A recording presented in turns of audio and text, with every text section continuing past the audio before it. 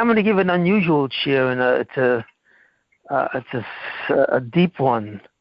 Some of the facts you may know a little bit, but the general fact of the whole story of Purim is really is something that it's not well known clearly what it is. There's a confusion about it. The story of Purim is really part of the shibud. The Gemara says the Gemara says the Tanakh and so on, that there's Dalet Shibudim. Israel Klal Yisrael will experience 4 goluses, 4 exiles, which are called Dalet Shibudim, or the 4 oppressions: Babylonia, Persia, Greece, and Rome. And that's besides in the Yelasid Lavoy, the Shibud of Yishmael, the Arabs, and the Shibud of of the Erev. But basically, there are 4 Shibudim, and the Gemara doesn't make really much of a chilik between them. I don't think.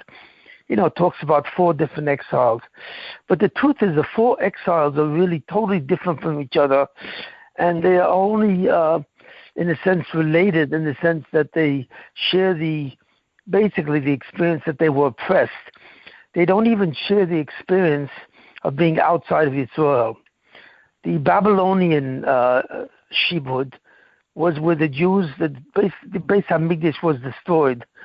The first temple was destroyed, and the Jews were exiled to Babylonia. So they were taken out of their country, Eretz Yisrael, and out of the Beis Hamikdash.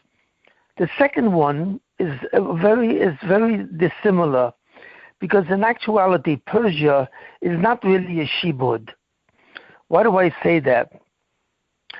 Because the Persian Empire didn't have a mind to conquer the Jews. The Jews were conquered by Persia because the Persians conquered the Babylonians. So in a certain way, the Jews went into the exile of Persia as a result of the conquest of Babylonia. So it was indirect. The Jews had it pretty good under Persia. They were basically respected and so on. But they had it pretty good, and the Persians did not start the exile of the destruction of the temple. They had nothing to do with the destruction of the temple and the oppression of Jews, simply by the fact that they remained in Persia outside of the land of Israel. In the Greek exile, the exile was not outside of the land of Israel, it was inside of the land of Israel. And fundamentally, the Greeks attempted to oppress the Jews, but mainly in their spirituality. They tried to put a new religion on the Jews, which was basically Hellenism, which is a certain form of Haskalah. And we'll talk about that in a couple of sessions future. It wasn't really a shibud, other than the fact that the Greeks, especially Antiochus, insisted that the Jews abandon the Torah and so on. And they were not allowed to really work in the Beis Hamikdash and so on. But it wasn't the same. There was no destruction of the temple. And finally, Rome was a shibud that extended from that time on for the next quite a number of years, hundreds and hundreds of years, till it turned into Christianity. But Rome destroyed the Beis Hamikdash and exiled all the Jews permanently. So for the last 2,000 years, under the guise of Rome, of the Roman Empire, and under the guise of Rome, of Christianity, in which Rome converted under Constantine, they became the Christian Empire. The Jews have been fundamentally under the exile, the shibud of Edom, for 2,000 years, which includes America and so on. So we see, therefore, that the 4 exiles are not equal in the way they presented themselves to the Jews. The exile that we're talking about really in the story of Purim has to do with the exile of Persia. And as I've said, fundamentally the exile of Persia was a soft exile, if I may use the term. A hard exile was the Babylonian exile, where the Babylonians under Bavel destroyed the Beis HaMikdash and exiled all the Jews. So the Jews really experienced, in a certain sense, a very great exile under Babylonia and so on. So the story of Purim is under a light for exile, which is the exile of Persia, where they fundamentally were taken over from Babylonia to Persia, and they lived in Persia relatively well, you know what I mean, and so on. And then finally, when they went back to Eretz Yisrael, not all of them went back, but when they went back to Eretz Yisrael, we find two things that don't exist by the other exiles. First of all, the exile of Persia was such that the Jews lived well; they lived fairly well, and so on and so forth. And the Persians did not prohibit the Torah from the Jews. In fact, when Achashverosh made his Suda, the feast which he made for quite a while, he actually provided kosher food. Some people think that the food was not kosher, but that's completely untrue. The what do you call it? The Medrash says on the Rabbi Eliezer, the Medrash says clearly that the Achashverosh provided kosher food. So therefore, Achashverosh was sensitive to the needs of the Jews. Not only that, the Persians did not destroy the Beis HaMikdash. In fact, the Persians were the ones who finally allowed the Jews to go back to build the Beis HaMikdash.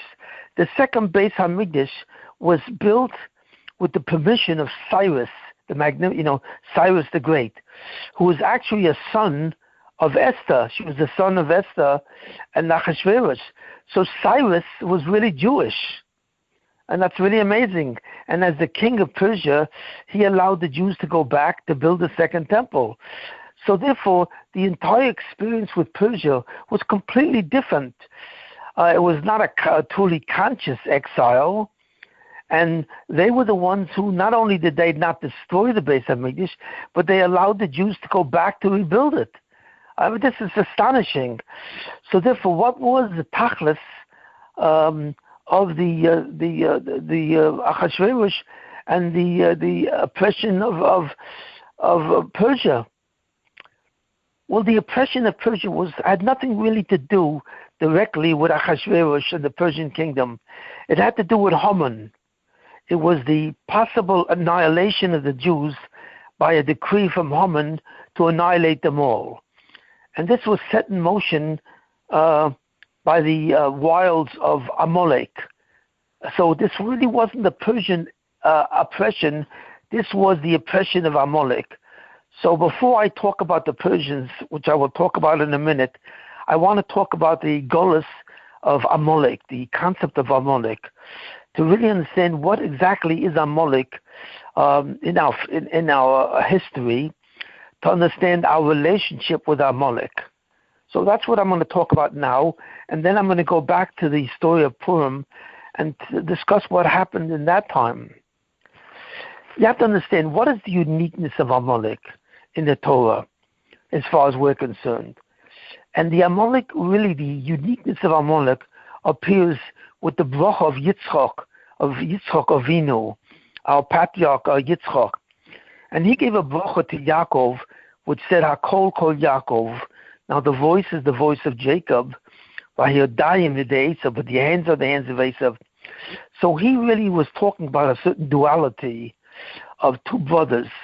One was, they were twins, but the older one was Esav and the younger one was Yaakov. And he said that Esav and Yaakov are not simply two brothers. They are two brothers, they are spiritual brothers.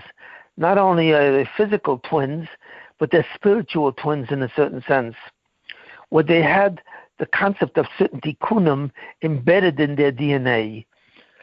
Yaakov had the concept of kedusha embedded in his DNA, where Yaakov had a certain tikkun of the kedusha of Klal Yisrael, where Klal Yisrael would embark on the ascension of the Gula, and eventually bring the Gula to the world. Esav, and this was done through the call, through the voice. In this case, it was the voice of Torah. Esav was also connected to the Gula. And most people don't know this, and my brother is a very powerful shiur on this dichotomy of Yaakov and Esav many years ago. But he he made very clear a certain foundation that people think that Esav was a Russia, and he was. But he didn't start out that way. Esav was really a tremendous neshama. In fact, Esav was the Bechor, and as the Bechor, he had twice the Kedusha of Yaakov. That's right. All of us consider Yaakov to be the fundamental patriarch, Avraham, Yitzchak, and Yaakov. But the truth of the matter is, the one who should have been the main patriarch of Klal Yisrael was Esav. Because Esav was the Bechor, and he had the Ika Tachlis of Tahara of the Mashiach ben Yosef. The reason why he had a much greater Yetzer Hara than Yaakov was because his Tachlis was to massacre the world through Tahara. He was the one that was supposed to get rid of the Zoyam of the Nochash in a certain way. So therefore, he had a similar Tachlis to the Indian of Yosef. Later on, because Yosef failed and became a Russia, Yosef HaTzadik took over. And that's the whole story of Yosef and Yaakov and Mitzrayim, and so on. But fundamentally, Esav was originally a tzaddik. And so they both, therefore, had the conjunctive task of bringing the Gula to Klal Yisrael. Esav had the task of bringing the Tahara of the Zoyamot to Klal Yisrael, and Yaakov had the task of bringing a certain Kedusha. Of course, the situation is much more complicated and so on, but we'll discuss one aspect of it. Later on, Esav became a Russia. He became a very serious Russia, and so on, and he completely abandoned the spirituality that was given to him. And because of that, many stories in the Torah are kind of affected. The story of Yosef, the story of Egypt, and so on and so forth. Everything in the story of the 12 tribes, all of this was affected in some way because of Esav became the Russia, and he abandoned his Tachlis and so on. But the real story doesn't start with Esav in a certain sense. Esav is a Sheva al Taser in the sense that he was supposed to be a tzaddik to redeem Klal Yisrael. Instead, he became a Russia, and he abandoned that Tachlis. But the real story of Esav is really in the grandson of Esav. The grandson of Esav was Amalek. And Amalek was born under some very serious circumstances, and so on. And what happened was that Amalek was therefore the most evil part of Esav. It came out that Amalek was. He was the most evil part of Esav. And therefore what Amalek had was something that no other nation had. Amalek was designated, not Esav, but Amalek, the grandson of Esav, was dedicated as the ultimate assassin or killer of Klal Yisrael. And Amalek was given the potential to annihilate the Jews. Esav did not have that potential. They had the potential to put the Jews in Golus and to enslave the Jews, among other things. But the one who was given the possibility of annihilating the Jews was Amalek, and so on. And therefore, we have a very big question about Amalek. The question about Amalek is the concept of why did Amalek attack the Jews when they left Egypt? Egypt was the greatest nation on earth, militarily, intellectually, economically, and so on. And when all the nations of the world got word of what the Jews did to Egypt, that they completely decimated Egypt, and that this decimation was due to the Rabbanu Shalom, to the 10 Makkahs and so on and so forth, they realized that the Jews were a nation that you do not start up with. Because to start up with the Jews is to have to deal with their God. And this was no mere idol. This was the power that ultimately created everything in the universe and so on. And this was clearly understood by the Ummah Olam. So the really question remains, how did Amalek decide to kill the Jews? Why did they think that they would succeed whereas all the nations of the world, especially Egypt, did not succeed. And Egypt tried to enslave the Jews. That's true. They didn't really want to kill them. They were not an assassin nation, but they were a nation that fundamentally allowed the Jews to live in their midst for 100 years and so on. And after a while, they felt that I'm not going to go into the story of that in Yosef. They allowed the Jews to live peacefully in Egypt, and then for the last 80 years or 100 years, they decided to enslave the Jews because they were afraid. They suspected that the Jews would join their enemies against them. Okay, but all they decided to do was to enslave them. They had no desire to destroy them or to annihilate them. The only reason why they decided to destroy the firstborn of the Jews and so on and the Egyptians was to prevent the birth of the Mashiach of the Jews, who the sorcerers told them, the astrologers and the sorcerers of Paroi, and he himself was a sorcerer, told them that there was born a Redeemer that would take the Jews out of Egypt. So therefore they felt that they were in danger, and they decided to destroy all the male children born for the Jews, and the Egyptians also, but of the Jews to prevent this from happening. So after all this and after the entire story of Yetzias Mitzrayim, we see that the Jews were a very superior people. They were a people beloved by God and protected by God. So the real question is, even though we realize that Amalek had the DNA, I should say, to destroy the Jews, why did they want to do that? Why did they want to do that after they become fully cognizant of the fact that you don't play around with the Jews? I mean, you risk your life by playing around with the Jews. So the question is, why did Amalek attack and think that they could be successful when the greatest nation on earth, Egypt, was completely failed? Now, I don't know if I ever spoke about this before. I don't clearly remember if I ever did and so on. Does anyone remember me speaking about this? Why Amalek thought that it could take over the Jews, and everybody else was terrified of the Jews. Did I ever speak about that? Does anyone ever remember me giving a shiur on that? Not specifically. No. Good, okay, nope. So we start off then no. But isn't that a real question? I mean, it says there, Vayover Amalek, and Amalek came and tried to destroy the Jews by Rephidim. You know what I mean? Yeah. And that's what this. So my question is, how could that be possible? How could Amalek suddenly have the courage to go up against the Jews when Egypt, the greatest nation on earth, the greatest military nation on earth, was completely vanquished by them? Because the war between the Jews and the Egyptians was a war not between the Jews and the Egyptians. It was the war. It wasn't a military war. It was a magical war. It was a war of Kishuv. It was a war of Kishuv against Kedusha. And the Jews were able to marshal the power of God to fight the Egyptians, and who fought them directly. First, God fought the Egyptians in a certain way by the 10 plagues. Then God fought the Egyptians at the Red Sea. You know what I mean? And then finally, when he destroyed the Egyptians, and so on. So we see that God is the one, the main general, who the Jews used. And basically the theme of the war between the Jews and the Egyptians was what? Was the word Hisyatzu. When God spoke to Moshe Rabbeinu, and God said, Hisyatzu, sit down.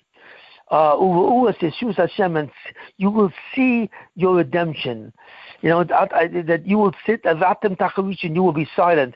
In other words, you don't have to do anything to save yourself by the Red Sea. I and I alone will take care of the Egyptians, and suddenly you have the entire nace of Kriyas Yamsuf. So therefore, the war between the Mashiach, between Moshe Rabbeinu and Klal Yisrael, was not a military war. It never was. From the beginning to the end, it was a war between God directly, Ani Hashem, V'loi Malach, God directly, and the Egyptian nation. So this was a war like no war in history. There was never a war in history of mankind that was a war between God and the Egyptians and any nation. In this case, the Egyptian nation at all. And every nation in the world saw what happened to the Egyptians. They were all terrified of the Egyptians. They were terrified of the Jews. So suddenly Amalek comes and attacks the Jews by Rephidim. So what gave the courage that Amalek thought that it could succeed where every nation was terrified? So that's my question. And I don't remember ever giving a shiur on this and so on. But this is a major question. I don't think anyone speaks about it. And the question is, why not? Okay. But I'm going to tell you what I think the answer is. What? The best I must admit, the best I've understood is that it was almost like a suicide mission. I'd rather reign in hell than serve in heaven. You know. No. Yes, that's what it would appear like, but that's not what it is. Right. What it is, I'm sorry. Amalek was a very sane people. They had no intention of dying. Trust me. And those people who think it was a suicide, I'd rather reign in hell than serve in heaven. That's not what that's Milton in Milton's poem Paradise Lost, I think, but that is not what happened. I don't believe that's what happened. Amalek had a very specific reason for fighting against the Jews, and believe me, they thought they could win. That they could be successful. Of course. Yeah. Right. Makes sense. I mean, the Torah seems to indicate it was because of the rough Yudaim in the Torah. Yeah, but so what? I mean, so why did they think? I'm not saying that the Jews were tzaddikim. You know, right. The Chazal asked the question, why does it say Rephidim? Because the word Rephidim, which is the name of a place, is named. The name of Rephidim is actually a Jewish name given to that place, which is combined with the two words Rafer Yodam. Their hands were soft. It means Klal Yisrael became very weak in learning the Torah. They were very schwach. They were very weak. And since Klal Yisrael didn't abandon, but they lessened their obligation to learn Torah, there was a tremendous kitrug in the Shemayim, because the Jewish people are considered the people of the Torah, and that is the source of their existence. So when they backed off from that, when they receded from that, and they did not learn Torah on the way they really should have learned, so suddenly there was a kitrug in the Shemayim, there was an accusation, and this kitrug stimulated Amalek to attack the Jews. For what purpose? To try and annihilate them. We see, therefore, the wages of bittul Torah. This is not a simple matter. Jews who don't learn any Torah at all really are considered as abandoning, in a certain sense, the Torah, and that's a serious accusation against the Jews. I'm not going to go into that right now, but that's what it is. So Amalek was stimulated by the kitrug, the accusation against them. And how does Amalek know this? How did they know that the Jews abandoned the Torah?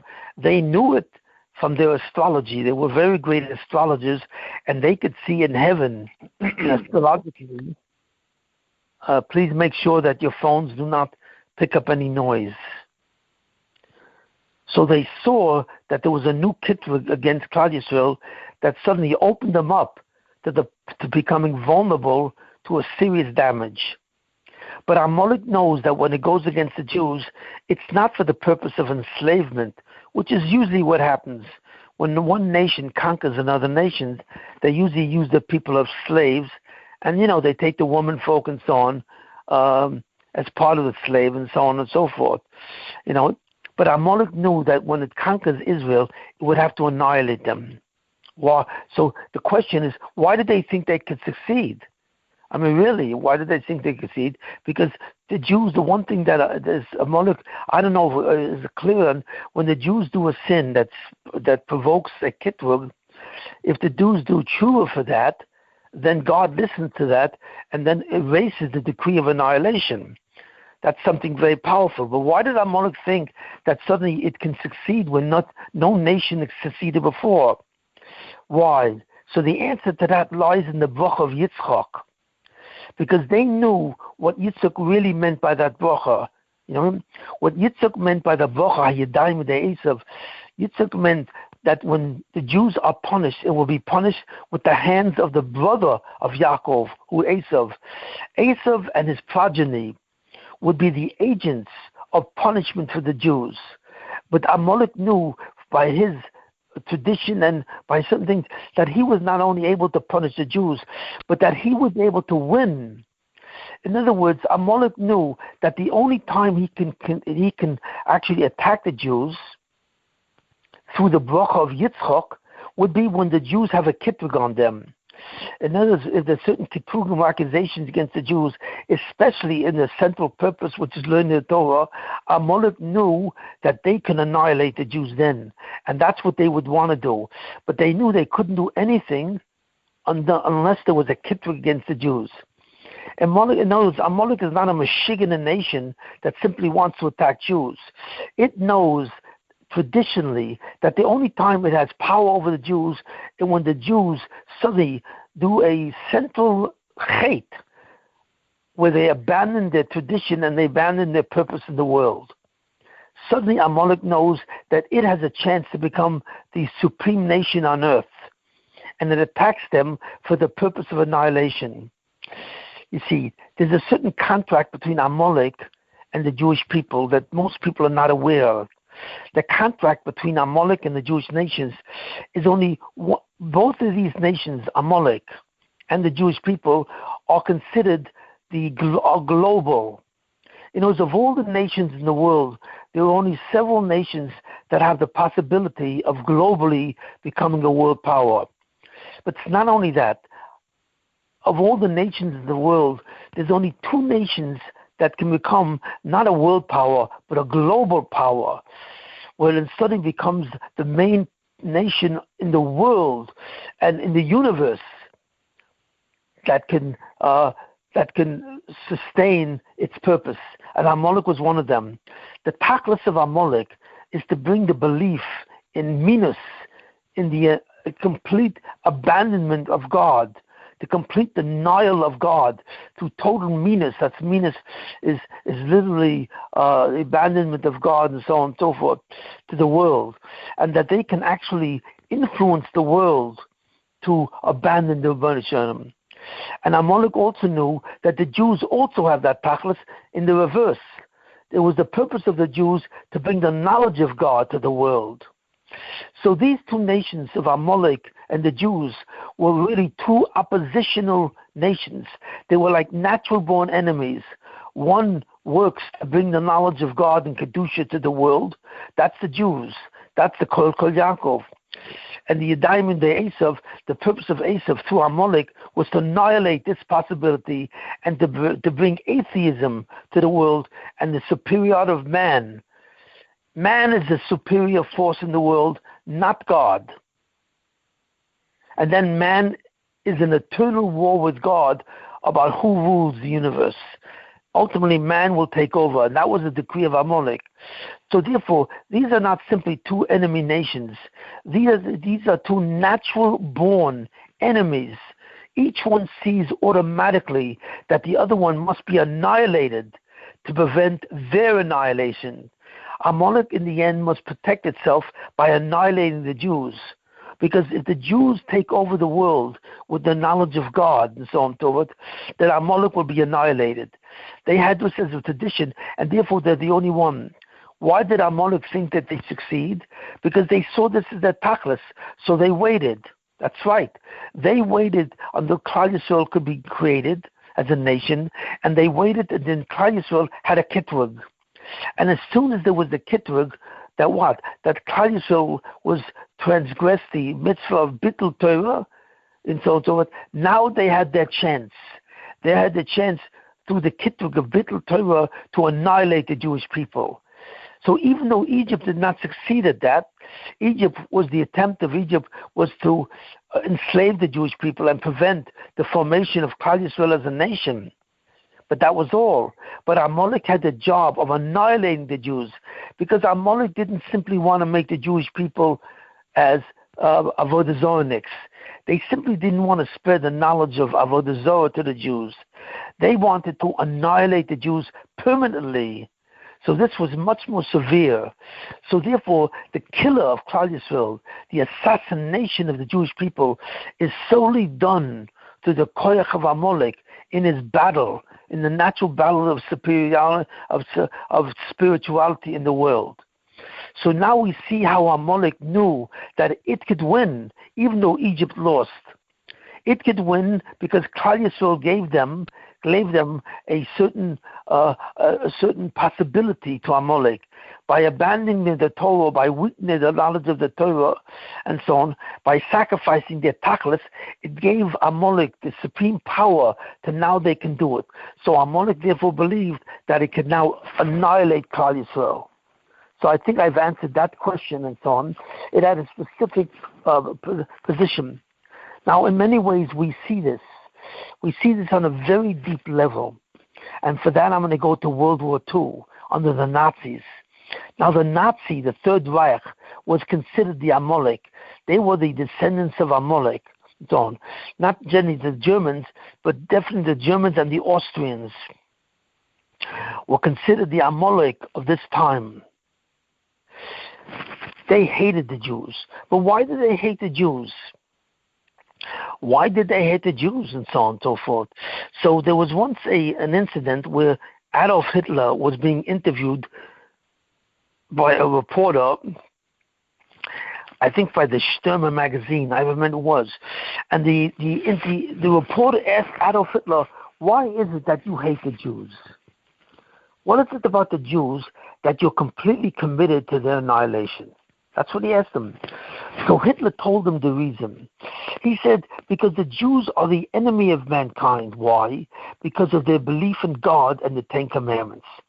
The fundamental belief in the Ten Commandments is what? That the Jewish people have to be obedient to God, that He is the master of the universe, the master of the earth, and therefore the fundamental God of all creation. And the Jews created the Ten Commandments, or rather God created the Ten Commandments as a form of His worship.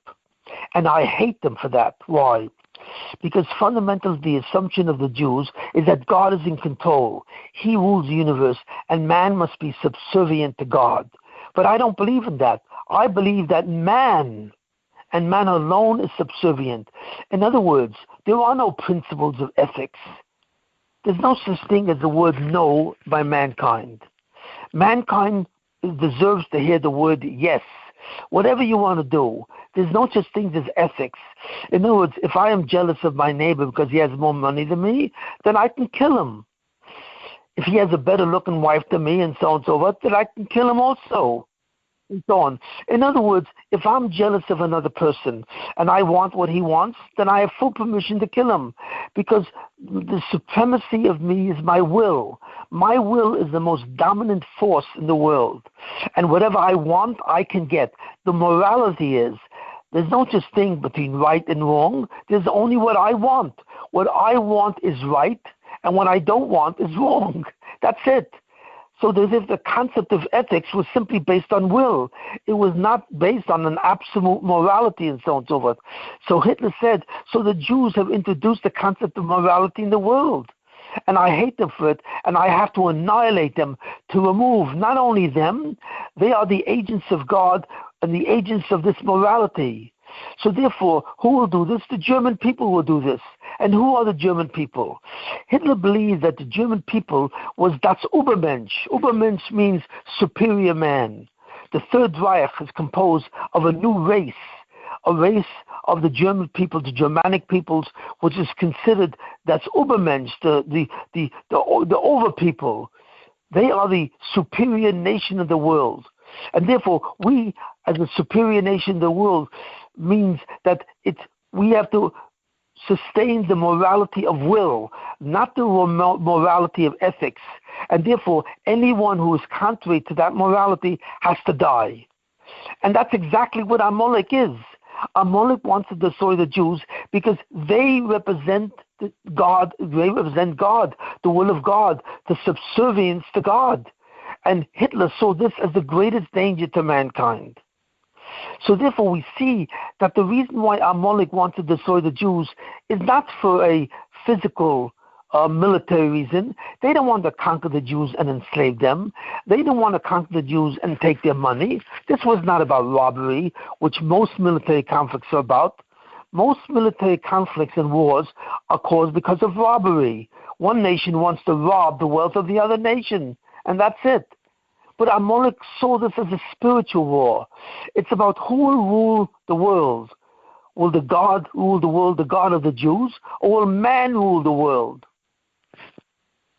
This is the fundamental principle of Amalek, like Hitler stated. So Hitler considered the German people the messengers of this new doctrine of absolute morality, which means morality, the word morality of the word yes. The main word of Amalek is yes. Whatever I want, I will get. So therefore, Amalek has the doctrine of genocide. Amalek says, because we represent a spiritual, global, and cosmological principle of the word yes, we have to annihilate the Jews. So therefore, Amalek considers itself to have the basic essence of genocide. It has to annihilate every Jew, man, woman, and child. So therefore we see the soul of Amalek, and Hitler was the soul of Amalek. In actuality, although I'll say this later on in more explicit terms, Hitler, did the German people themselves create this doctrine? No.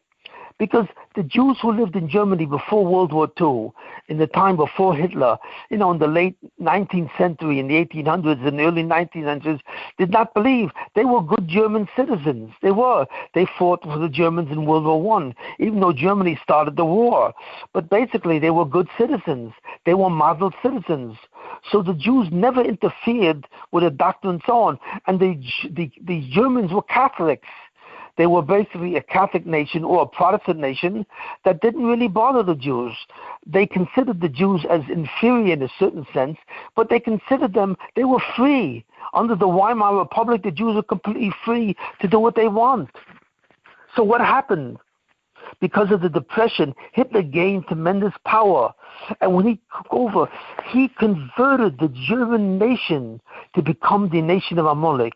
In other words, initially, Germany was not an Amalek in actuality. They were Amalek in potential. But Hitler taught them to be Amalek in actuality.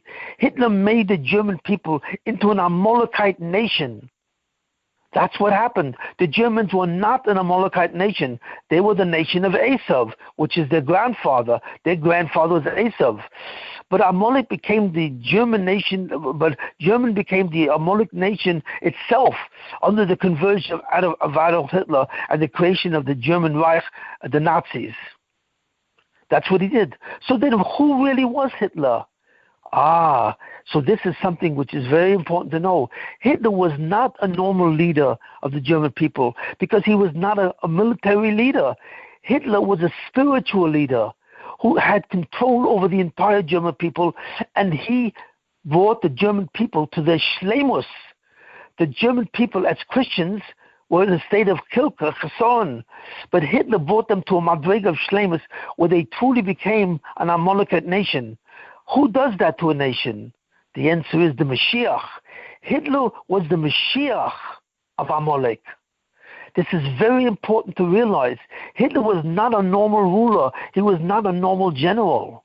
In fact, when the German generals were complaining to Hitler that he was taking all the trains and using the trains to transport the Jews to concentration camps, to death camps, to kill them, they complained to him that the military needed the trains to transport munitions and supplies to the German troops. So they said to Hitler, when you're taking these trains to transport Jews, we are not able to use these trains for our military purposes. So it's jeopardizing our ability to win the war. So you know what Hitler said to these German generals? He said, don't tell me what to do. I know what my tachlis is.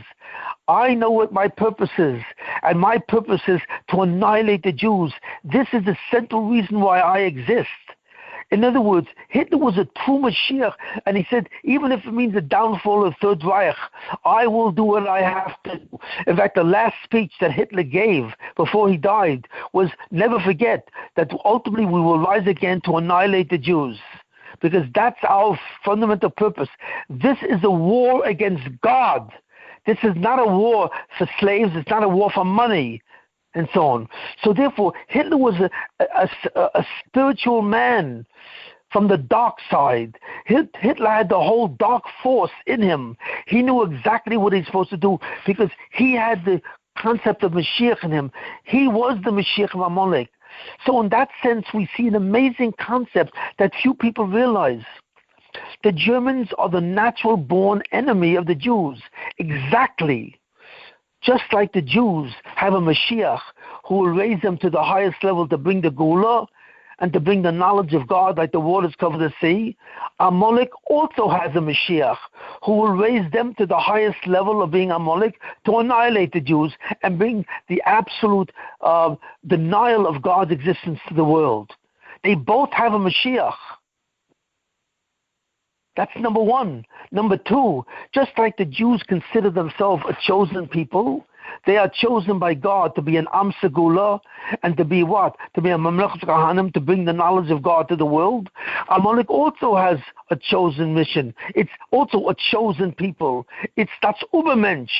Just like the Jews are chosen and special, the Third Reich is that's Ubermensch, the superior people, to bring the actual annihilation of God to the world. That's another thing. And then a third thing, which is most important of all. Why did the Germans have a natural instinct to annihilate the Jews? First to rob them and then to annihilate them. Why? Because they instinctively felt that the Jews have the same mitzvah that the Germans were using. They had the special mitzvah to annihilate the Amalek, right? It says, Mocho Timcho Zech Amalek. What is that? Well, that fundamentally is a mitzvah of annihilation. It's a mitzvah of genocide. So the question is, how could God give a mitzvah of genocide? That's completely unheard of, that God should give a mitzvah that his special people with Kedusha should annihilate Amalek, every man, woman, and child. What could God, is it possible that God can say, I want you to annihilate every Amalekite? And the Rivulei Agog fundamentally sinned against God with Shaul HaMelech, that Shaul HaMelech did not kill Agog, the king of the Amalek, was because he didn't kill every Amalekite. So why does God want the mitzvah of genocide? So the answer is, why? Because the mitzvah of genocide is the ultimate war between man and God. And Amalek stands against God in these things. So just like the Jew has a mitzvah to kill every Amalekite, the Amalekite has an intuitive understanding that he has to kill every Jew. It's Zelu Mazer. So therefore we see that the two nations of Amalek and the nation of Klal Yisrael are two opposite polar nations. One is in the South Pole and one is in the North Pole. But they are the two dual global opposite nations that war against each other. Till when? Till death. Because God says that until Amalek is annihilated, my chair, my kisei, which announces my unity, my omnipotence, will not be full. It will not be realized until Amalek is annihilated. Because this is the force that fundamentally is there for this purpose. So we see an amazing concept that Amalek is the natural born killer of the idea that God must reign in the end. And since the agent of that change are the Jewish people, the Jews are therefore the agent of God to bring that message. Therefore, the two nations exist in direct opposition to each other. I don't know if you realized this before, or if I said this before, I don't really remember. But this is a war it's a messianic war. World War II was not a war to enslave mankind. It was a war to destroy the Jews and to annihilate the concept of God. That's why there's a book that was written by, I forget the name of the author.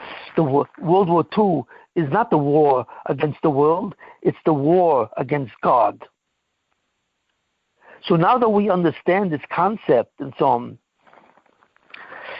we have one more concept to understand, that why should the Amalekites be annihilated?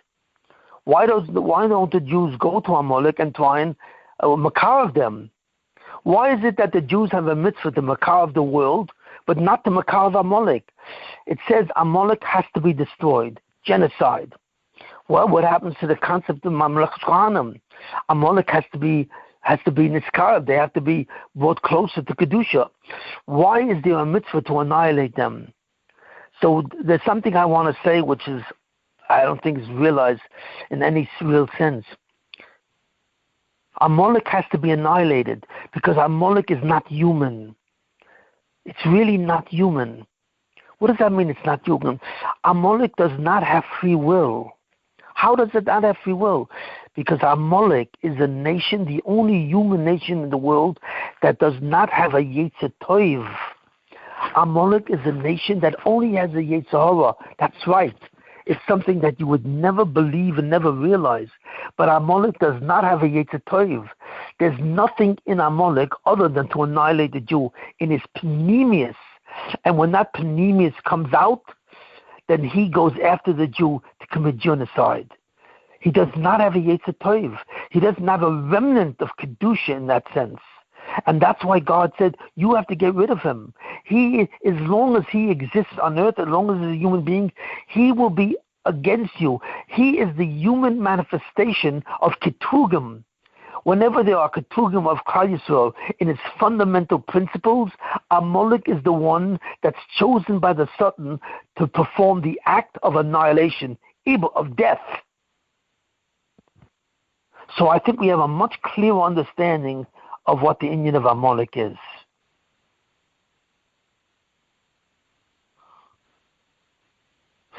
Now, let's get now back to the story of Purim. Now that we understand that the story of Purim is not the story of Persia, it's the story of the Jews against Amalek. It's something different than anyone else. Everyone thinks that the Persians were the enemies of the Jews. That was a Shibud, and that's not true. Persia is a soft gullus, but it's not the gullus of Persia that was against the Jews. It was the Maisa, it was the nation of Amalek that was against the Jews, because the whole story of Purim rests with Haman. Now Haman was a direct descendant or something like that of Agog, and Haman represents a sudden act of annihilation. Now Haman knew that he has no power over the Jews, because the only way that Amalek has power over the Jews is when the Jews do something on such a level that they abandon their very tachlis. In other words, when the Jews sin, when they do certain sins and so on and so forth, in the Torah, that's not enough to annihilate them. You can't go after them because of that.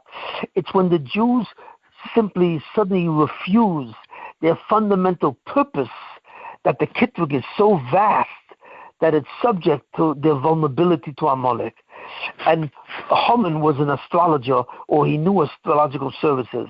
And the astrologers told Haman that the Jews have sinned by going to the Sud of Achashverosh. And that the sin, the nature of the sin that the Jews committed in that sense was something that makes them worthy of annihilation. So Haman knew that therefore he would be Matzliach. You should know, and so on. And that's why the name of the holiday is called Purim. Purim means it's a, what? Purim means a lottery. Haman do lots. That's an astrological technique in which you choose certain lots to determine what the mazel of a person or what the mazel of Klal Yisrael is. And by the action of lots, which is called Purim, Haman knew that the Jews were vulnerable to the annihilation, to the tachas of Amalek. So therefore, Haman knew that he can go to Achashverosh and so on and so on. And not only did he know that, he also knew it for another reason. He studied. Could you please see to it that there's no noise? Haman knew that not only Haman knew that he would be Matzliach, that he could go to Achashverosh. Why? How did he know? Because suddenly Haman was appointed as the prime minister of Persia. So he saw that not only this was created. How did Haman become the prime minister of Persia? Really? How did he become that? So Haman understood astrologically that he was able to become the prime minister of Persia because the possibility of annihilating the Jews was true. These two acts were conjunctive. They happened together. The vulnerability of the Jews to annihilation coincided with his becoming the prime minister of Persia. So he knew he would be Matzliach. So he went to Achashverosh and said, look, what value are the Jews to you? Really? So Achashverosh said, well, they don't have a real value, but they seem to be decent citizens, and I have no intention of harming them, and so on and so forth. So Haman said to him, no, that's not true. They are a threat to you. Why? Because Achashverosh knew, and he knew for a long time, that the prophet Jeremiah, the prophet Yirmiyah, predicted that after 70 years, the Jews would return to Israel and rebuild the temple. And Achashverosh was worried that this would happen in his time. So therefore, why was that a threat to Achashverosh? He was a world power. Because once the Jews achieved autonomy, he was afraid that that idea would spread to all the nations, 127 nations that he controlled. So he's afraid of the Jews when they suddenly become free and become a very powerful nation. So Haman said the following, look, why do you have to wait till this thing happens to the Jews? And so on and so forth. I will buy them from you. I will pay you money for every Jew that you have in your kingdom. What will I do with them? I'll do what I want with them. I'm going to probably annihilate them. But that's not your concern. Your concern is that you don't have to sit and wait till the guillotine goes down on your head. I will take care of them. So Achashverosh said, okay, I can always use money. I can always use money because of my world conquest. So you're willing to pay me for them? Okay, you do what they want. So I don't know if Achashverosh gave them over to Haman so that they can be annihilated. I'm not certain about that. Because you don't really find where Achashverosh is considered a Russia. The main Russia of the Megillah is the Russia of Amalek, Haman. I don't know. You don't see that. I don't see necessarily that Achashverosh is considered a Russia. And even though he was a Russia, because he wanted to take over the Shlita of the world from the Jewish people, but I don't know that he wanted to annihilate them. You see. So therefore, the real Russia in the whole situation was Amalek. It was Haman. And this is what happened. He sold these people to Haman to do whatever he wants. I think that's what it says in the Megillah. And you'll do with them whatever you want. So therefore, Haman saw that he was completely successful. He was successful. Why? Because the Jews were vulnerable. So the question now is, what did he see they were vulnerable? What did the Jews do that suddenly made them vulnerable to the annihilation of Amalek? You know what I mean? So the answer was the Suda. Achashverosh was making the Suda. Why? Because he miscalculated. He thought that the 70 years of Yirmiyahu Hanavi's prediction was now over. He thought that the year that he made the feast was why? He made the feast to celebrate the fact that the prophecy of Yirmiyahu Hanavi would not happen. That's right. The reason for the feast was now he would be the king of the world for as long as he lived. He had no more worry about the problem of the Jews and so on and so forth. You know. Now, what happened was he invited the Jews also to the Suda. And Mordechai told the Jews not to go, that this was a feast that was made because now Ahasuerus thinks that the prediction of Yirmiyahu was canceled. You see it. So therefore, how could the Jews go to that Suda and celebrate their own demise? Not only that, there were Kalim from the Beis HaMikdash that were taken over from the Babylonian Nebuchadnezzar, which the Babylonians had, and the Persians took over. So they had many of the Kalim, the vessels. They had many of the vessels and cups and all kinds of stuff that they were used by the Jews in the Beis HaMikdash.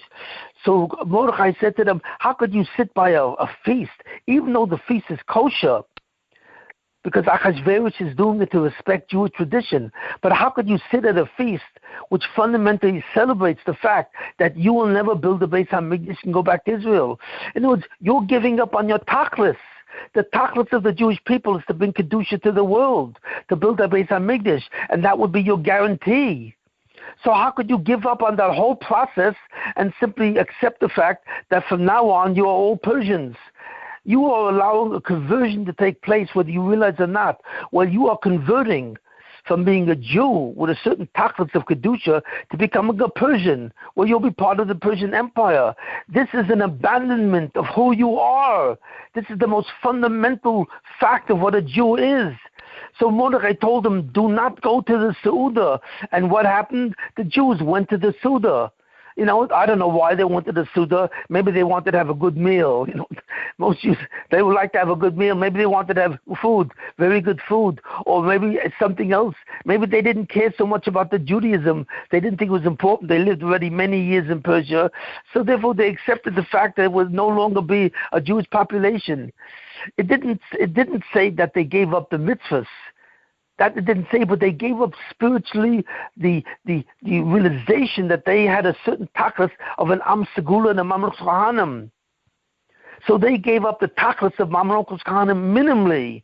They would have nothing to do with converting the world to a global destiny of what being Makar de Bria to the Geula. They gave that up. They sat by the table of the feast of Achashverosh and celebrated the fact that the temple was destroyed and the tachlis of a Yid was finally canceled. So this is what engendered the fundamental criteria where suddenly they were in deep trouble. They were in very deep trouble because they gave up the very soul of being Jewish. So now we understand why there's such a fundamental sin. And this was the sin that enabled Haman to both become prime minister, to buy the Jews, and eventually, a year later, to annihilate the Jews. It was all working in his favor. And finally, the tachlis of Amalek as a genocidal agent for the Jewish people would be realized.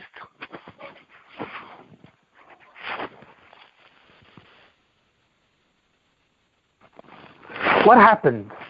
How did the Jews save themselves? First of all, Haman told me, and first of all, Mordechai did not know how to save them. He really did not know, and that's an amazing thing. The Jews were in critical danger of all being annihilated. You should know something.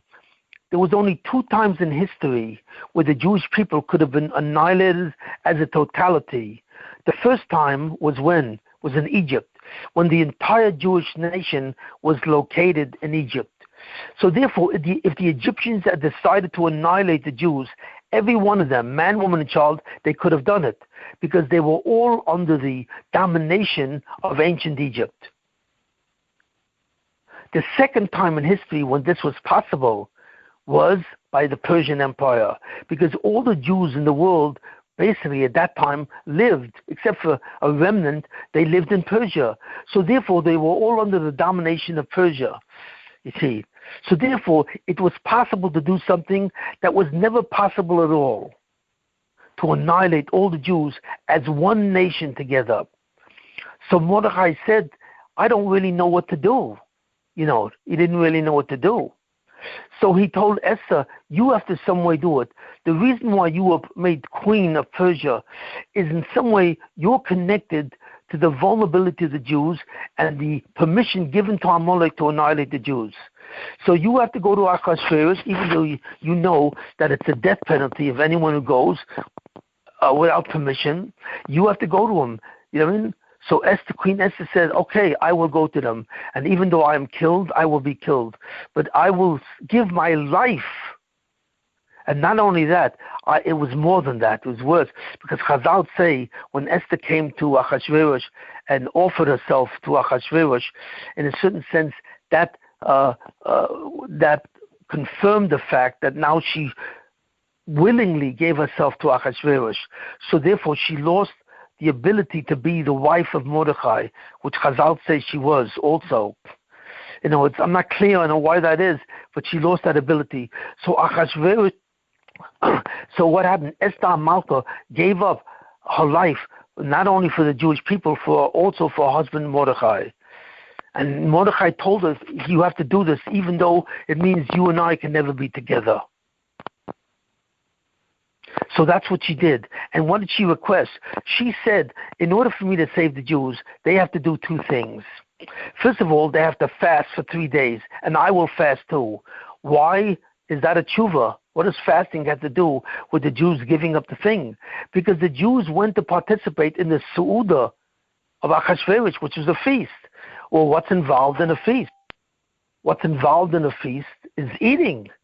enjoying your food and so on. So she said, you have to fast 3 days to undo the sin of enjoying the feast by eating the Suda of Achashverosh. That's number one. Not only that, we all have to get together as one people, and we have to establish a unity, and that's what the mitzvah of all the mitzvahs of Purim have to do with that, and so on and so forth. You know what I mean? The mitzvahs of Purim are fundamentally ben adam chaveroi, matnas haniyim, and so on, and matnas of shalom. All of these things have to do with the relationship of one Jew to another. So the Jews fundamentally declared their unity as a people to God, and the fact that they re-established the whole function of a Jew having to be Makar of the world as an Am Segula. So in that sense, she said, that's the tshuva that I require, that all of us fast, and that Mordechai has to gather all the Jewish people together to become one nation. So with the tshuva on these two angles, she was able to revoke the decree, the vulnerability that made them subject to the annihilation of Amalek, and so on. So that's what she did. And she went in front of Achashverosh and she offered herself to him. And Achashverosh said it was suddenly grasped. He was grasped with a certain favorable view. She suddenly created a chen, a compassion, and a loving kindness in Achashverosh's heart for her and so on. And he said, what is it you want? So she said, I want to make a Suda with me, you, and Haman, your prime minister, together. And he said, okay. You know what I mean? He said, okay. Now, did Achashverosh know that she was Jewish? No.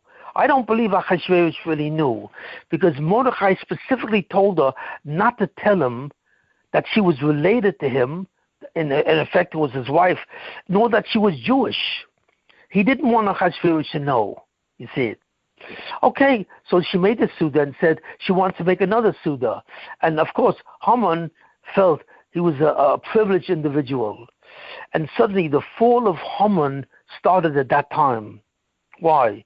Because as soon as Haman came home, he said, I am such an honored person, and so on and so forth, And then when Haman came back the next time to tell Achashverosh that he had a wonderful idea to first kill Mordechai, because when the decree of annihilation comes down to the Jewish peoples, Chazal say that the decree of punishment or even annihilation first happens to the Chachamim of Klal Yisrael. First, because it's when the Chachamim, the Talmidei Chachamim and the Gedolim of Klal Yisrael, when they suffer first, that's Matthias the Kitrug. It appeases the Kitrugim against Klal Yisrael, so that Klal Yisrael can receive their punishment. Because if not that, the Klal Yisrael cannot even receive their punishment. They can be annihilated. So the way to Matthias the Din, fundamentally, from the punishment of what? Of annihilation or the punishment of death, is by appeasing. So many times the Chachamim of Klal Yisrael had to do it, and therefore the first one that Amalek thought that he wanted to kill was Mordechai, because he was the Gadol in Klal Yisrael, and fundamentally among the Gedolim. At that time there was the Anshe Knesset HaGedolah, you know what I mean? So with the second Suda, would suddenly she pleads to Achashverosh, and she said to Achashverosh on a shocking fact. You see, there were two things that Esther revealed to Achashverosh. And I don't know if this is said and so on, but I once read a while ago, I think it was from the Malbim, that Haman knew Mordechai even before he came to Persia. Somehow he had a relationship where Haman was the barber of Mordechai or something like that. But Haman had a certain relationship with Mordechai. And in that relationship, Mordechai was a superior. In other words, Haman felt very low next to Mordechai and so on and so forth. First of all, Mordechai was a Jew, and he was an esteemed Jew because he belonged to the Essence of Purim. But when they came to Persia, then suddenly Achashverosh rose way above Mordechai and became the prime minister. That's why he was so aggravated. And because it sounds crazy, because it says there that Haman was very aggravated because Mordechai would not bow down to him. And because Mordechai wouldn't bow down to him, he therefore wanted to destroy all Jews. But that doesn't make sense. That really looks like it's psychotic behavior. I mean, was Haman so delusional? He was such a megalomaniac that he needed Mordechai to bow down to him, and because Mordechai didn't bow down to him, he therefore wanted to destroy every Jew in Persia? That doesn't make sense. That's psychotic. But it wasn't psychotic. Why? Because Haman had a previous relationship with Mordechai when Mordechai was the esteemed person and he was not. And now that the roles were reversed and Haman was the esteemed, he now said, well, now Mordechai has to bow down to me. In other words, now I will feel righteously esteemed. And when Mordechai refused to bow down to him, he was incensed, specifically at Mordechai, because he said to himself, I am now the prime minister of Persia, so I deserve a special covered. And why isn't Mordechai giving me this covered? So this was, in essence, an act of revenge. But he understood that the reason why Mordechai would not bow down to him, Haman, was because of the fact of Avodah Zarah. You're not allowed to bow down to anyone in that sense. So therefore, Haman suddenly hated all Jews because the fundamental principle of not bowing down to any human being as a divine-like figure was a Jewish concept. So therefore, suddenly he hated the Jewish concept and the Jewish thought that did not permit any form of idol worship. So he wanted to annihilate all Jews, similar to Hitler, who wanted to annihilate all Jews because they introduced the worship and the sovereignty of God. So suddenly Haman became a true Amalekite and so on. That's why he was after Mordechai and so on. So when Esther told him, what did Esther say to Achashverosh, which suddenly incensed him against Haman? Because it doesn't make sense. We all know that Achashverosh agreed to Haman. He took Haman's money and he said, you can do whatever you want with them. And he understood that Haman would probably want to annihilate them. And he even offered the military service to do that. So why was he so angry at Haman? He was part of the conspiracy. I don't believe that, I've never seen an answer to this question, and I don't know if there is an answer to this question. Because it doesn't make sense. Achashverosh was part of the conspiracy of annihilation, even though lechatchila he didn't want it. Of course he didn't want it, but he said, for the money you bought the Jews, do whatever you want with them. So if you enslave them, enslave them. If you want to annihilate them. But I'm leaving it up to you.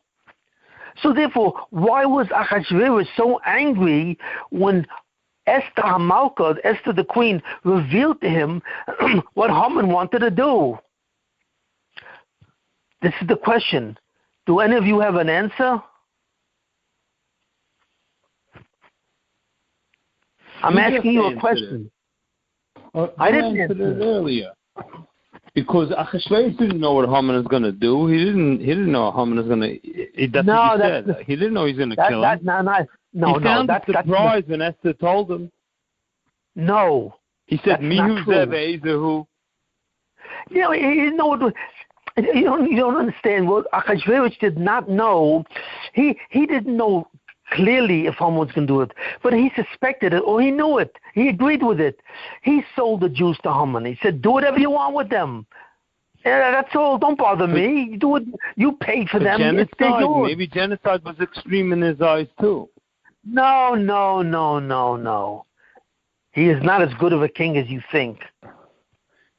He felt that his power was threatened. His own personal power was threatened by Haman. He started to get suspicious that Haman had designs on... No, he wasn't suspicious of Haman. It doesn't say that anywhere, that he was suspicious that Haman was suddenly wanted to take over.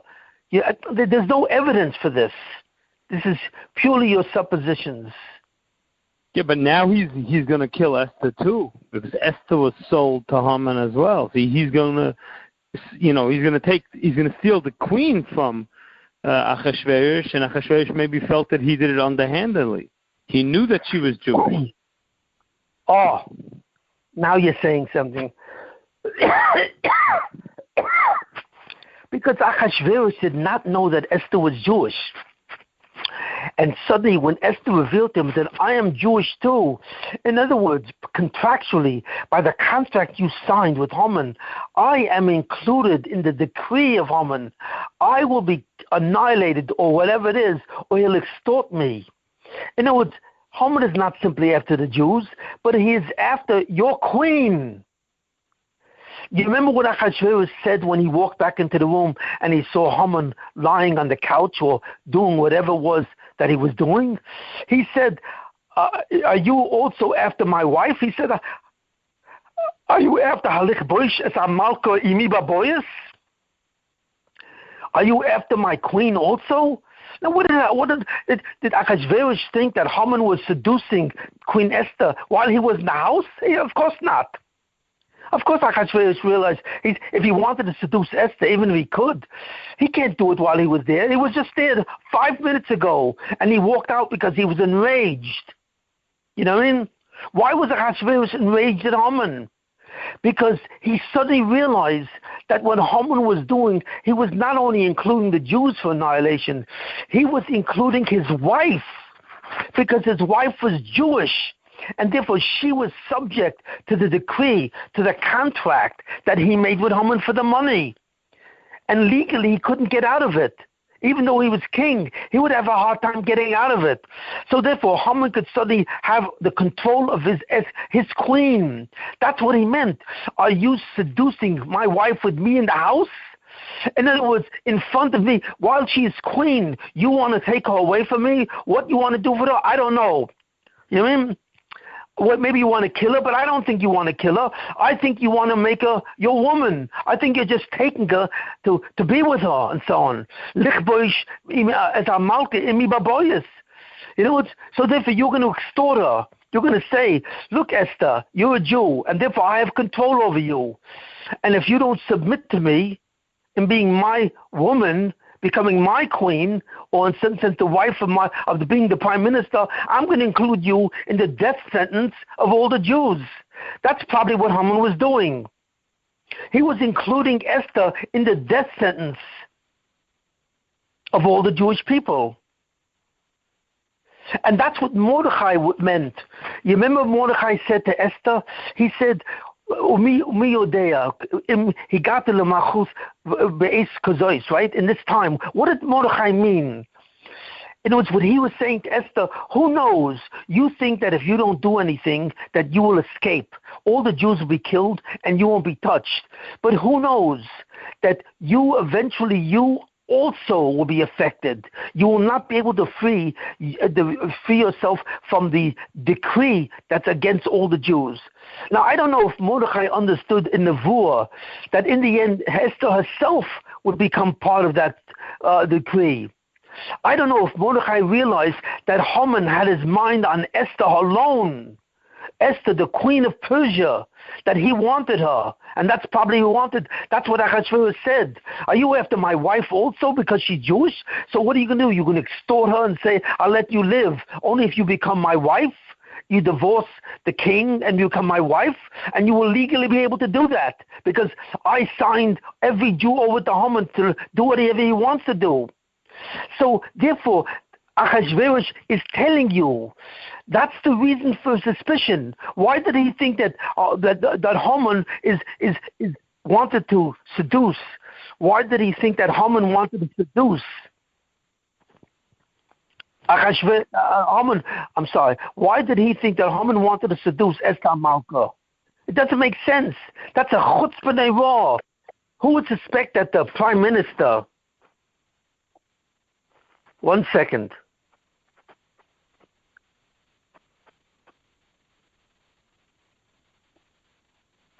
Who would suspect that the prime minister of Persia was after Achashverosh's wife, the queen? I mean, that's not normal. But he was after her also. He wanted not only to annihilate the Jews, but by having Esther as his wife, or as Pelegish, or whatever have you, he would be declaring the supremacy of Amalek, over the Jewish people. And that's the point.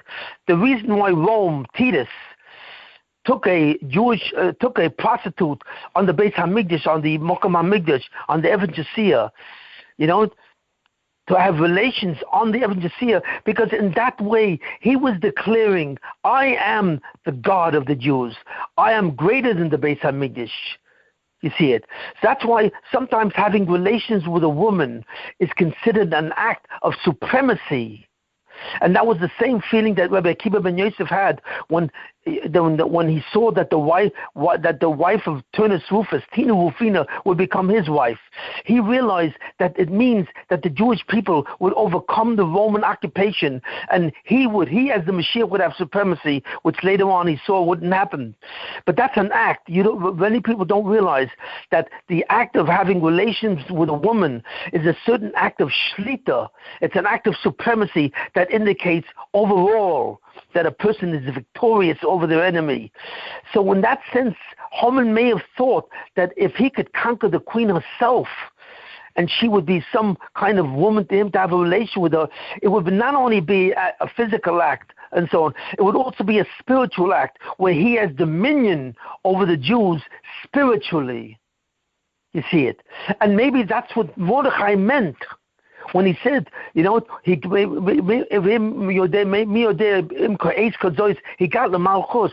Maybe the reason why you became queen of Persia was that you could save the Jewish people and so on. And if you don't do this, then you can be in trouble too. You will not be able to survive, because who knows? And I don't know if Mordechai, he didn't say it, but I don't know if he knew. But it means that you in the end will be the prize. You will be the prize of Haman. So therefore we see that there's something going on here which is not stated openly in the Megillah, but it's hinted directly by Psukim. It's hinted because Achashverosh said, and do you want my wife too? Are you trying to seduce my wife with me in the house? And with Mordechai warning Esther that she may suffer in the end with the Jews. She may be the ultimate prize. So there's some kind of a hint. Clearly we see this, that they're pointing to this fact of Haman taking Esther Malka. In many ways it's like the Goyim taking the Shechina in the midst. It's when the Shechina enters into the Klippas. That in many ways is considered like a male, the Sultan becoming the dominant male over the female, the Shechina. In certain ways there are certain counterparts to this, but this has a similar kind of structure. So I'm telling you, this tremendous chiddush, that it's very possible that this was going on, even though this is not clearly stated, openly stated in the Megillah. So I'm saying this fact. I don't know 100% if this is true, but I know this may be true because of Mordechai telling Esther not to say anything where she comes from, which means not to tell Achashverosh that she was Jewish, and that Haman knew she was Jewish because he had formerly a relationship with Mordechai when Esther was his wife. So he knew that Esther was Jewish. And therefore we don't know the ultimate purpose of Amalek, Haman, is not only to annihilate the Jews, but to take the queen of the Jews, Esther Malka, as his woman, to indicate complete shlita, like the Shin in Golus over Klal Yisrael. You see how I'm connecting all these different pieces to this? That his anger, Haman's anger against Mordechai, was not simply a psychotic form of rage against a Jew. It was a rage against a Jew who used to be, in a certain sense, had higher esteem than him. And he had to live with that until finally he became prime minister.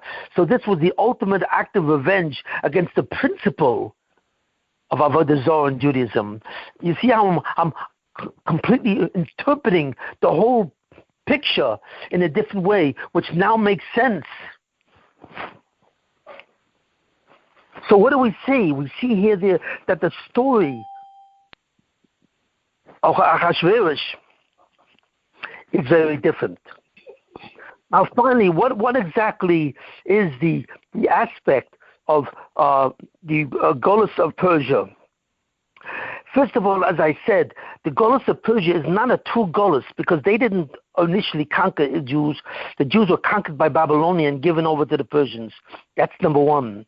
Ahasuerus respected the Jews, so he provided kosher food at his feast, even though his feast was because the fact that he would ultimately gain shlita, dominion over the whole world. Because Yirmiyahu Navi, the nevuah of Yirmiyahu Navi was not correct. So Ahasuerus really was a soft golus. It was not a too hard golus. And in the end, what happened? Ahasuerus was after money. He wasn't after the annihilation of Klal Yisrael. And in the end, what? The generations of Ahasuerus, which is Cyrus, Karish, he allowed the Jews to go back and rebuild the temple. So therefore, this was the first golus that was in actuality was a cooperating with Klal Yisrael. The golus of Persia was not only a golus that did not take the Jews into their custody, but it was the golus that actually gained the permission of the Persians, from the Persians, to build the Beis HaMikdash. That's called a soft golus. It was not the hard golus of Bavel, which destroyed the Beis HaMikdash. The purpose of Persia was to test the Jews in their final sojourn in Persia, to see if they would go back to Israel and build the Beis HaMikdash. In other words, Babylonia punished the Jews by destroying the temple and exiling them all to Babylonia. But the purpose of Persia was not to punish the Jews, really. It was really to provide a test. Persia presented a test for the Jewish people. How willing were the Jews willing to come back into Eretz Yisrael and rebuild the temple and become an Am Skula and a Mamluk Kohanim to again serve God's purpose of being the nation to bring the Geula to the entire world after they were already in Golus for many years? You see it. God wanted to see if they would rather stay in Golus. Did they get used to the Golus of Persia? Did they become wealthy and so on and successful, and therefore they had no need for being a Jewish people? You know what I mean? They didn't need all this extra stuff. You know, they were seduced by the Golus. Babylonia forced the Golus. It was Bar Kocho. It was a Golus that was Bar Kocho. But Persia simply wasn't a force. It was a seduction. That the success in Persia was a seduction for the Jews to remain in Golus. The test of the Jewish people was, now that you're in Golus for 70 years, do you want to remain in Golus and abandon your tachlis of what? Of being my special people of Adam Segula? And do you want to remain in Golus? And when the Jews finally did tshuva and they said, we don't want to remain in Golus, we want to go back. So therefore, the Golus of Persia was the ones that actually gave the permission under Cyrus, who was Jewish himself, to go back and build the Beis HaMikdash. So the Beis HaMikdash was built by a Jew, Cyrus the Great of Persia. So we see that the whole concept of Persia was not really a Golus. And I call this a soft Golus. It's a soft exile. The purpose of the Golus of Persia was not to punish the Jews as such. It was to seduce the Jews to give up their dream of being an Am Segula and a Mamluk Kohanim in the world and simply reside as Persian citizens. They would be respected Persian citizens, but it would be the end of their spiritual doctrine. This is what Ahasuerus had in mind, and which he wanted implanted on the Jews. He wanted to say to them, forget about the fact that you're Jewish. Forget about all this stuff that Yirmiyahu told you, the Nevi'im told you. Forget about all that. Your purpose now is simply to be my citizens, my Ahasuerus citizens. You will be simply esteemed citizens of Persia. And in a way you see this also, because he did something which was incredible, that was never done since Egypt. The only Jew who ruled a country that was not Jewish fundamentally was Yosef HaTzadik. He was the first Jew in history, and who was a prime minister. He was the prime minister of Egypt for many years, for 70, 80 years. You know what kind of covet this is? He was the prime minister of the most powerful nation on earth, Yosef. The only other time that this takes place is by Mordechai. He became the prime minister of Persia. That's astounding. I mean, the Jews went from one step to another step. The first step they were what? they were supposed to be killed by Amalek, they suddenly were vulnerable to Amalek, and therefore they were looking forward to death, to genocide. And the next minute when they were saved, they weren't just saved. They were not simply saved because Haman fell and there was no more anything. What were they? What did they become? They became esteemed citizens. Because Achashverosh said, you can do whatever you want to your enemies. He said, you could do whatever you want. And they killed all their enemies. They killed hundreds and hundreds and maybe thousands of people who were the anti-Semites and enemies in Persia. So here you find an incredible thing that never appeared in the Golas, that the king of Persia permitted the Jews to kill their enemies under the rule of Persia. Did you ever see something like this? This did not happen under Babylonia. It did not happen to Greece. It did not happen to Rome. It never happened to any Golas, where the king made them all esteemed citizens by first making their leader, Mordechai, into a prime minister. So he was the most powerful man in Persia, and they all feared Mordechai. And then he said to them, now do whatever you want with your enemies, the Persians. He allowed them, the Jews, to kill Persians. I never heard of this. This was a total atzlocha, and that's why the Gula Asida, the future Gula, is compared to Purim, because Purim was a double Yeshua. It was not only Yeshua where they were saved from genocide, but it was Yeshua when they actually had Shalita. They were given dominion over Persia while they lived in Persia. While they were part of the Golas of Persia, they were given dominion over Persia. They were allowed to kill all their enemies. And Ahasuerus did not say a word. Mordechai was the prime minister of Persia. This whole thing is absurd. But this is the model of the future Gula. In the future Gula, this will happen also. We will not only be saved from the tyranny of whatever we're facing, but we will also be blessed in the sense, well, we become the prime minister, but we will not become the prime minister. This is different. In the Gula Asida, Mordechai will not be the prime minister. But the Mashiach ben Yosef, who is the one who brings the Gula, will be the king of the world. That's one level which we have never experienced at all.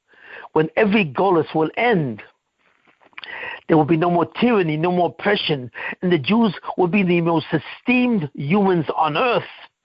And the Mashiach will be the king of the planet, the king, like it's in Tillim, in Tillim number Memhei 45. He will be the king of the world, and every nation will be subjugated to the Mashiach. Never again will be in the ability of the Umas Olam to rebel against the Jews. Those days are over, and that's what we're waiting for. We are waiting for this Purim, when this Purim will be the ultimate Gula. Excuse me. Please, no talking.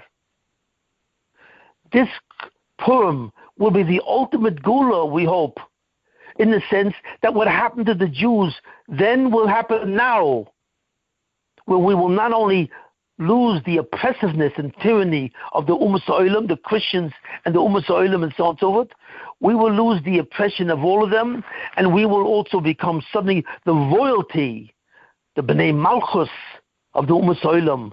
We will be the royalty of the world, and the Mashiach ben Yosef will be what? The king of the world. The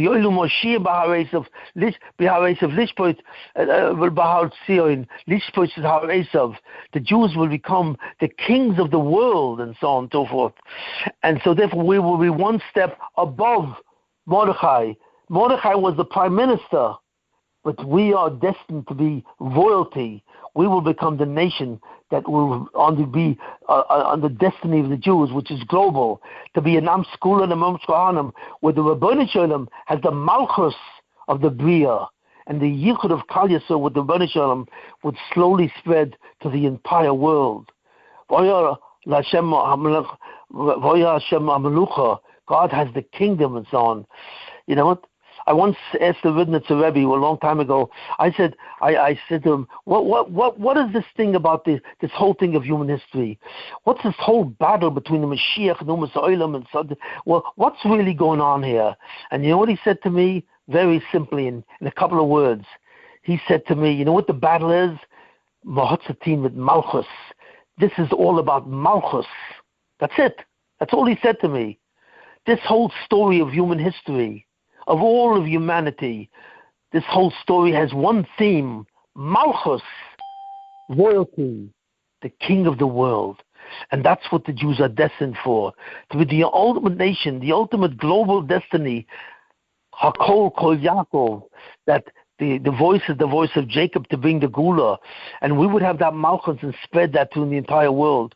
And that's my bracha, is that like the Purim that's coming up in a week should be the beginning of Malchus. You see it, because that's what it was. It wasn't simply. It wasn't simply the end of tyranny. It wasn't the end of the vulnerability to genocide. It was the beginning of being not only saved, but being elevated to a new madrega of Malchus, where Mordechai is prime minister.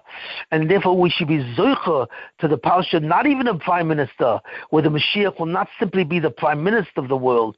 He will be the king of the world, under the sovereignty of the Bnei Shalom and under his yichud. And that's my share. Can I ask you a couple of questions?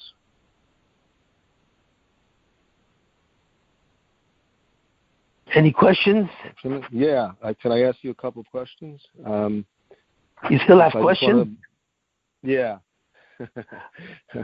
So based on the concept that we've discussed before, that the Baruch Hashem is being matzil the Mosrim.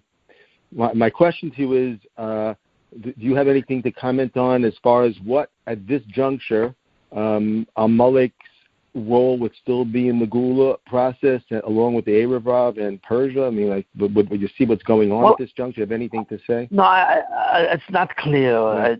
Right. I know that the Bnei Shalom wants to save the Mosrim. He wants to save all of Klal Yisrael. So some madrega in Olam Haba. Exactly what madrega? It's different madregas, but I don't see beyond that. It's not. I don't see beyond that. You know, I mean, I can't tell. Would they be part of Malchus? I can't tell. Any other question? The question is: Does the Gula Asida require an event where we still need to feel like, or was the Holocaust that event where Amalek threatens the annihilation of Am Yisrael? Yeah, okay, so that happened in World War II. Right. So you think that was the what? That was the event with Amalek in the Gula Asida? Yes, that was the attempt of Amalek to annihilate the Jews by genocide and to establish the kingdom of Adolf Hitler, the German, the Third Reich. That was the event. Now you simply are dealing with a different enemy. Now that we've gone through the Holocaust, we're dealing with the enemy now. Who is the main enemy now? Erev Rav. Right, the Erev Rav. Yes. And therefore, that's a whole different type of enemy. That's the enemy of liberalism. That's the enemy of what we're dealing with now. And in the next couple of weeks, I'm going to begin to discuss the final question, what I left you with. How come the Jews were able to survive without any guarantee, without a Beis HaMikdash, without mitzvahs and so on? What is going on? And that's a whole new thing also. And just like this year, I think I said a lot of Chedushim in this year, which maybe you people weren't so much aware of. I will say some really powerful Chedushim that I've never said before about what's happening. A complete different understanding and interpretation from anything that I've ever said before. So all I can say to you is be prepared. So that's the topic of our next year. That is the topic. It's the topic of the next couple of shurim. Okay.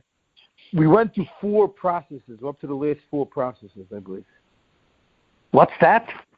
I said last week we went through the 4 different stages, and you said there are 4 more stages you want to discuss. Right, so there was 8. Yeah. 8 total. Yeah, I mean, I went through several stages, in terms of tikkunim and kilkulim.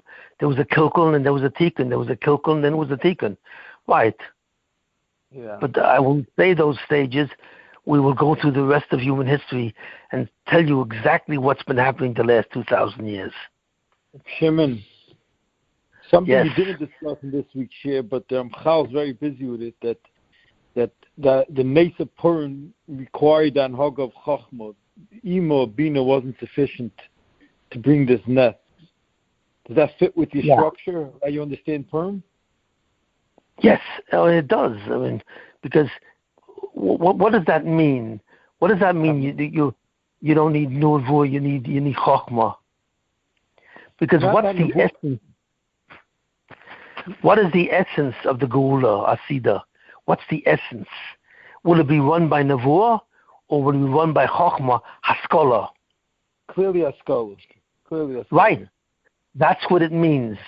That since the story of Purim is not run by Nevuah, because the name of God is not even mentioned, which means that the whole event of that event and the whole event of the Geula Asida will not happen. It will not be noticeable. People look at it and say, what's going on? What is going on? They will not have any understanding. There is no Novi today that can tell us spiritually what's going on. The only way that you can understand it on some level is through Chachma, through Haskalah. Because that is the earmark, that is the specific earmark of the Geula Asida, Haskalah. And that's the weapon of the Mashiach ben Yosef in the end. That's the Nun Sharei Bina. The Nun Sharei Bina will be brought with the Haskalah of the 50th gate. Nevuah is a secondary item. Because Nevuah is a different... What? No, so why isn't that hog of Ima, which is also the 50th gate, sufficient? Michal says you need an hog of Chachma or Abba, which is the because you need above Ima. No, because you need the completion of the 50th gate to true. The Ima is only the beginning of the 50th gate. This is even Rabbi Akiva ben Yosef was zocher to the Ima, the Nuvu of Ima, to the Haskalah of Ima. But the Haskalah of Ima is not sufficient. It's only the beginning of the Inyan of Haskalah. Nevuah is shoylet. Nevuah dominates until Ima, until the concept of Bina. But it's not shoylet. That's the beginning of Haskalah. You see it? And you know why? Where you see that Haskalah is so important. You see, because it says Yismach Hashem b'ma'asav. It says that God should be b'simcha with his people. Now the word Yismach, if you turn around the letters of Yismach, it comes out to be Mashiach, because the fundamental individual who will process this kind of tachlis is the Mashiach. The Mashiach will bring a simcha to the Bnei Shalom, and so on. But there's something else that goes on with the word Yismach, because then Klal Yisrael will be besimcha, just like the Bnei Shalom will be Yismach Hashem. The Bnei Shalom will be in joy. Klal Yisrael will also be besimcha. Right?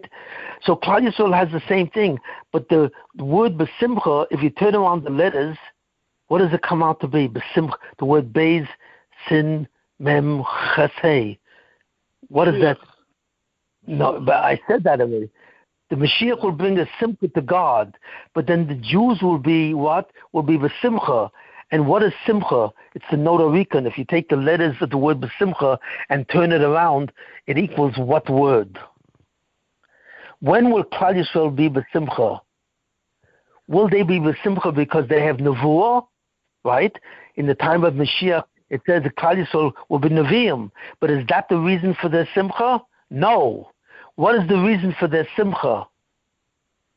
Achtus. What gives the simcha? What? Achtus. No. It's in the word b'yismach. Oh. That's what I'm saying. The word Yismach applies to the Rebbeinu Shalom, but it also applies to Klal Yisrael. So as it applies to the Rebbeinu Shalom, it talks about who's going to bring it. Who? Mashiach.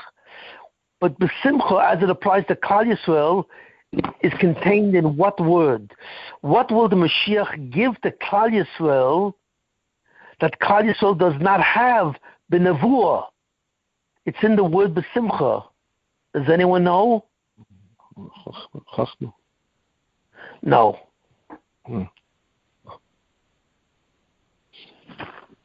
The word machshava. Machshava, the word machshava, which means thought, is in the word besimcha. because the Simcha of Klal Yisrael in the time of Mashiach is the completion of the Nun Sharabina, which is an inyan of Haskalah, or in other words, it's an inyan of what? Not Nevuah, but Machshava. It's thought.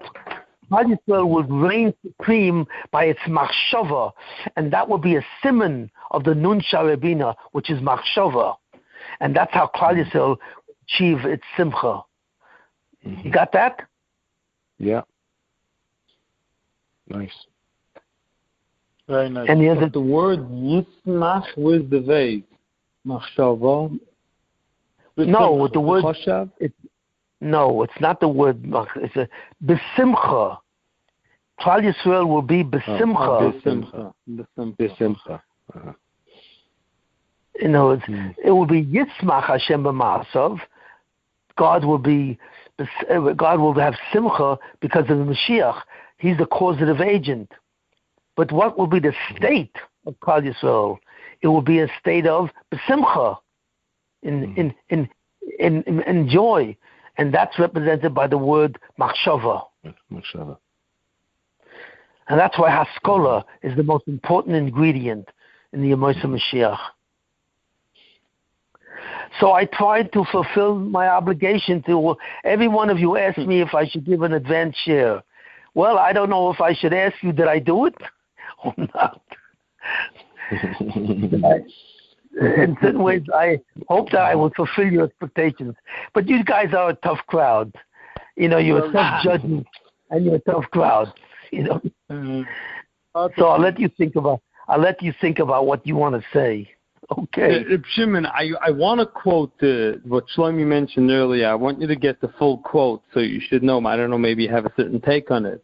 What the Arizal says on Purim is that Chachma is by Keah through Ima.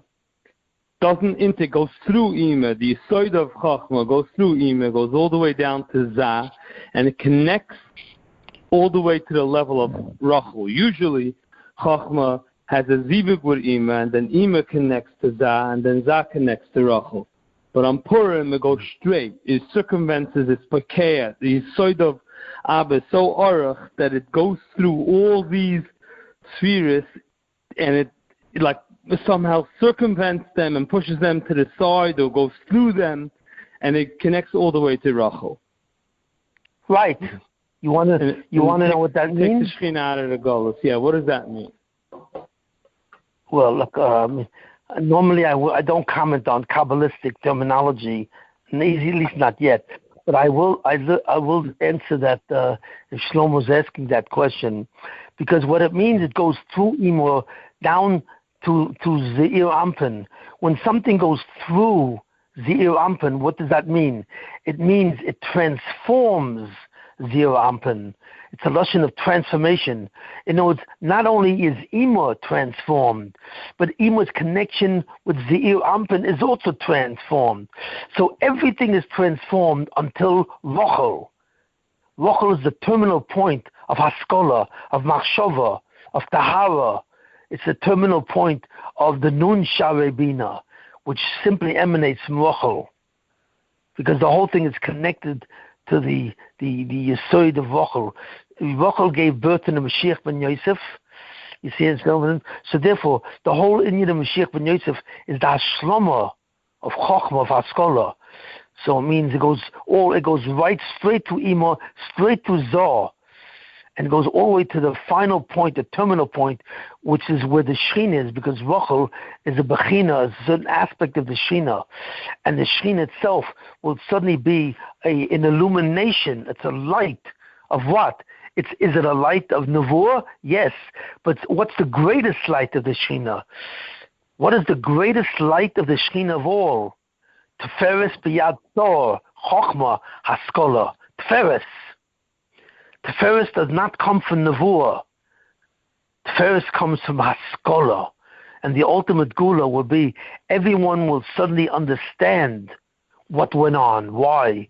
Because suddenly everyone will be connected to the Rabboni Shalom, not because he believes in the Rabboni Shalom, because he understands the Rabboni Shalom. The Rabboni Shalom will give a Havana to the whole Bria. And that Havana is manifest, and that's how the Bria will see his yichud from that Havana.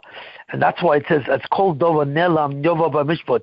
Mankind will be told why everything happened to everyone on earth. Why? Because that finally is the Gula. And that's when people will see the Yichud. That's Gilu Yichudoi to the ultimate degree. Through Machshava, through the Nun Sharebina, people suddenly see the Gilu Yichud. You have to remember, Gilu Yichud is to understand how everything is connected and related. Everything. And what does that? Haskalah. That's the definition of Haskalah. That's the definition of Chokhmah. That's why the Nun Sharebina goes straight, the Chokhmah goes straight through Imo, down through Zoh. It completely fills the universe, and it causes a transformation totally in the mind of man. The mind of man will be filled with Haskalah, and therefore it will establish Gilu Yichudoi, the ultimate oneness of God. He says that's how the Shina will leave the Klippas. That's what he says. The Chokhmah, Abba will, you saw the Abba Brata, that's the concept in the Zoya. Abba is the only one that can knock it out of the Klippas. Did you listen to what I said? Yeah, I think so. I'm not sure. I'm not sure if what I'm hearing from you, I'm not sure if you got what I said. I'm saying that Chokhmah going through Abba and then going through Imo and then going through Zoh down to Rachel completes the transformation of Zoh to an instrument of what? An instrument of Haskalah, Machshava, of Gilu Yichud. It constitutes a total transformation of Zoh to an inyan of Yichud and so on. And if you understand what I'm saying, you will understand why that's the Gula Asidah. And Purim needs that. Maybe you need to elaborate. I'm not sure. I'm sorry. If you think I don't understand, then you can fix that, Shimon. Now's not the You're time. My Rabbi. It's not the time. There's a time to fix. There's a time to do things. This is a Shir about Purim. It's not about Kabbalah. Oh. So I'll have to speak to you privately or something like that. It's on. Oh. Okay, that's my shir on Purim. I said a lot of new things that I never said before. I give you a complete rundown about the real story of Purim. The real story of Purim is the nature of the Golus, which is different than the Golus of Bavel, the nature of Amalek, how Amalek is attached to the concept of genocide because Amalek has no Yetzer Tov, and the concept of Achashverosh and Persia, what real Golus of Persia was. It was a soft Golus in the sense that Persia can be two things. It can either be the enemy of Klal Yisrael because it seduces, it's mafata, it seduces Klal Yisrael to remain in Golus and abandon what it really is, or it can actually support the Gula. Why? Because it gives permission to Klal Yisrael on the Kairos, on the Cyrus, to rebuild the temple. So therefore, the Golus of Persia is a dual Golus. It can either be a Golus or it can be a Siyur. It can be a Gula. You understand? It's both. At first it appears as a seduction. It then appears as a Gula. It has both functions. And it was done by both. Sounds like America. In a way it is. Right. So do you think we failed or we passed the test in America?